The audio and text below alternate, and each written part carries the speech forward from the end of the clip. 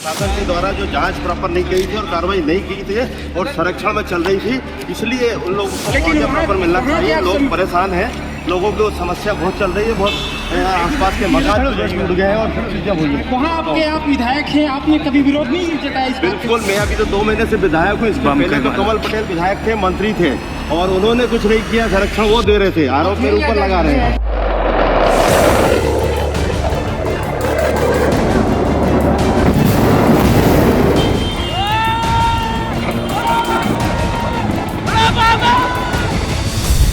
हरदा में हुए धमाके की गूंज विधानसभा में भी सुनाई दी। हरदा से कांग्रेस विधायक आर.के. दोग ने नकली बम की माला पहनकर विधानसभा पहुंचे और पूर्व मंत्री कमल पटेल पर निशाना साधते हुए कहा कि हरदा में पटाखा फैक्ट्री बीजेपी के संरक्षण में चल रही थी। जाहिर है हरदा से निकली बारूद की राख से सवालों को जन्म लेना ही था। यही कारण है कि सरकार सवालों के घेरे में खड़ी है।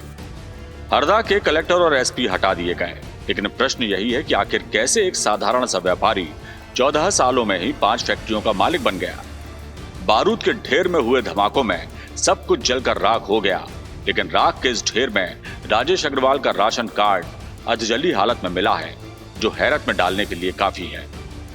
राशन कार्ड के मुताबिक राजेश और सोमेश अग्रवाल की 2010 में सालाना आय महज 60,000 थी, लेकिन आज करोड़ों के आसामी हैं ये। कैसे राजेश और सोमेश अग्रवाल ने फर्श से अर्श तक का सफर तय किया है, जानते हैं। 2010 में राजेश अग्रवाल के परिवार की सालाना आय 60,000 थी। कारोबार की शुरुआत गल्ला व्यापार से हुई।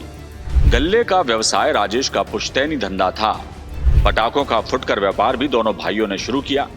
धीरे धीरे पटाखे बनाने का काम हाथ में लिया।